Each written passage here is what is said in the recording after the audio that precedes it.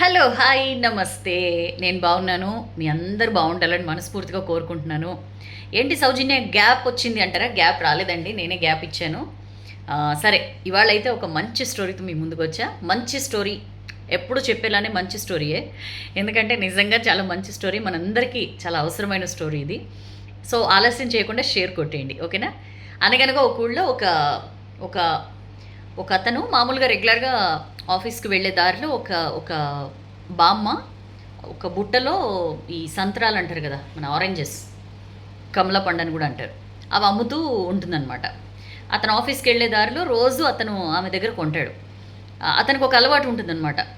ఒక పండు తీసుకొని కమలకాయ తీసుకొని ఒలిచి తిని చూసి అబ్బా! పుల్లగా ఉందని చెప్పి అక్కడే ఉంచేస్తాడు. ఇంకోటి చూసి అబ్బా! ఇది అలానే ఉందని మళ్ళీ ఉంచేసి ఆ తర్వాత ఇంకొకటి తీసి ఇది బావుంది అని చెప్పి అలాంటివి అతనికి కావాల్సినన్ని పిక్ చేసుకొని వెళ్తూ ఉంటాడనమాట. ఇది ఒక్కసారి కాదు, ఆమె దగ్గర సంత్రాలు కొన్న ప్రతిసారి అతను చేసే పనిదే. అయితే ఒకసారి వాళ్ళ వైఫ్‌తో వెళ్తూ ఉంటాడు ఎక్కడికో. వెళ్తూ ఉంటే అక్కడే రోడ్ పక్కన ఆ అమ్మ కనిపిస్తుంది. ఆ బామ్మ. సంత్రాలు అమ్మే అమ్మ కనిపిస్తే, ఈ బామ్మ దగ్గర చాలా బావుంటాయి సంత్రాలని చెప్పి సేమ్ అట్లనే ఎట్లయితే ఒకటి ఒలిచి తిని చూసి పుల్లగా ఉందని ఇంకోటి అట్లా ఉంచేసి తర్వాత తీసుకొని వెళ్తాడనమాట. ఆ తర్వాత ఇట్లా రోజు సంత్రాలు తీసుకెళ్తూ ఉంటాడు. ఆ తర్వాత ఒక రోజు ఏమవుతుందంటే మళ్ళీ ఇంకొకసారి మళ్ళీ వాళ్ళ వైఫ్‌ని ఎక్కడి నుంచో పిక్ చేసుకొని వెళ్తూ ఉంటాడు. లేట్ అవుతుంది. బట్ అయినా సరే బామ్మ అక్కడ ఉంటుందనమాట. సరే బామ్మ ఉంది కదా అని చెప్పి మళ్ళీ సంత్రాలు తీసుకొని సేమ్ అట్లనే చేస్తే ఇంటికొచ్చిన తర్వాత ఇంకా వైఫ్ ఉండబట్టలేక, ఇగో అంతా బానే ఉంది. నువ్వు రోజు సంత్రాలు తెస్తావు. మంచిగా ఉంటాయి. స్వీట్‌గా ఉంటాయి. బట్ ఎందుకు అక్కడ ఒలిచి కావాలని చెప్పి 2 ఫ్రూట్స్ ఎందుకు వేస్ట్ చేస్తావు? ఇది బాలేదు, ఇది బాలేదు, పుల్లగా ఉందని చెప్పి అక్కడ పెట్టేస్తావు. ఆమెకి పాపం డబ్బులు వేస్ట్ కదా! ఆమె అమ్ముకోలేదు కదా అవి అని చెప్పంటే, అతను నవ్వుతాడనమాట. నవ్వి, ఓ పిచ్చి మొహం, నేను ఆమెకి డబ్బులు వేస్ట్ చేయట్లా. ఆమె పాపం పొద్దున్నుంచి రాత్రి దాకా కూర్చుని, సాయంత్రం దాకా కూర్చుని సంత్రాలు అమ్ముతుంది. బట్ ఆమెకి తినాలనిపించినా తినదు. ఎందుకంటే ఇవి అమ్మితే డబ్బులొస్తాయి, నా ఇల్లు గడుస్తుంది అనే ఇదితో ఆమె ఎప్పుడు కూడా సంత్రాలు తినదు.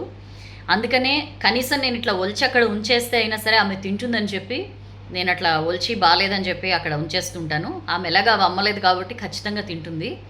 అందుకని చెప్పి అలా చేస్తాను అని చెప్పి అంటాడు. షీ ఫీల్స్ వెరీ హ్యాపీ అనమాట. అబ్బా! నా హస్బెండ్ ఏ సంబంధం లేని మనిషి గురించి ఎంత ఆలోచిస్తున్నాడంటే నన్నెంత బాగా చూసుకుంటాడు అని చెప్పి I'm very lucky to have you అని చెప్పి అంటుందనమాట.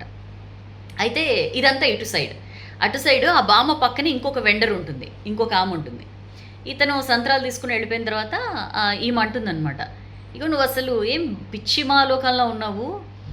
నువ్వేమో అతనేమో నీ సంత్రాలన్నీ వేస్ట్ చేస్తున్నాడు. ఒలిచేసి అక్కడ పెట్టేస్తున్నాడు. నువ్వేమో నేను తూకం చూస్తున్నాను ఇందాక.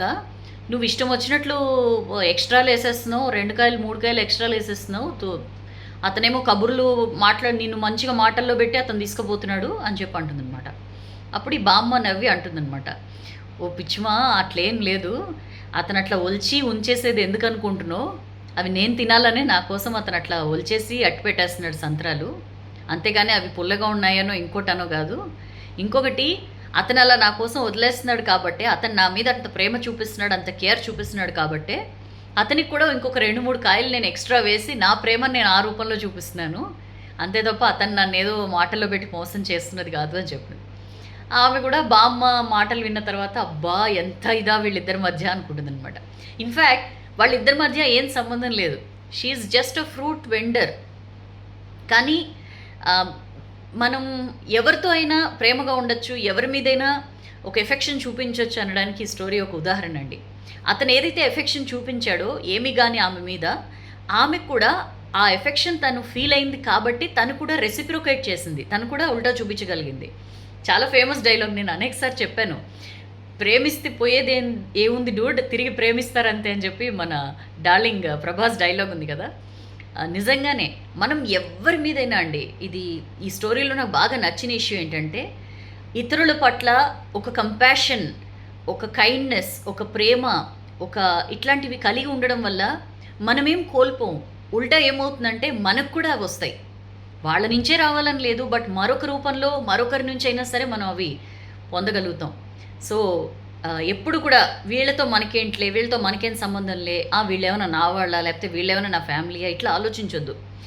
ఎవరైనా సరే వాళ్ళతో మంచితనంగా మాట్లాడినా, కొంచెం ప్రేమ చూపించినా, కొంచెం మంచి కైండ్ హార్టెడ్‌నెస్‌తో ఉన్నా పోయేదేమి ఉండదేమో. ఉల్టా మీకు వచ్చేదే ఉంటుంది.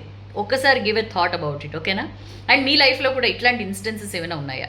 మీకేం సంబంధం లేని వ్యక్తులతో మీరు మంచిగా ఉండడం వల్ల మీకు కూడా మంచి జరిగిన సందర్భాలు ఉంటే ప్లీజ్ లెట్ మీ నో, కింద కామెంట్ సెక్షన్‌లో పోస్ట్ చేయండి. అండ్ ఎప్పుడూ చెప్పే మాటే, వీడియో నచ్చితే లైక్ చేయండి, బాగా నచ్చితే షేర్ చేయండి. బట్ డెఫినెట్లీ షేర్ చేయండి, ఎందుకంటే ఈ స్టోరీ మనందరికీ సంబంధించింది. ప్రేమ ఎంత కాంటేజియస్, ప్రేమ ఎంతలాగా ఒకళ్ళ నుంచి ఒకళ్ళకి అంటుకుంటుందో చెప్పడానికి ఈ స్టోరీ ఒక ఉదాహరణ. సో ఇవాళ నుంచి మీరు కనుక ఇలా ఉండకపోతే ఇవాళ నుంచి మారడానికి ప్రయత్నించండి. ఓకేనా? నెక్స్ట్ వీక్ మళ్ళీ మరొక వీడియోలో కలుద్దాం. టిల్ దెన్ ఈ స్టోరీ షేర్ చేయడం మాత్రం మర్చిపోకండి. ఓకేనా? This is your Soujanya. Tata, bye.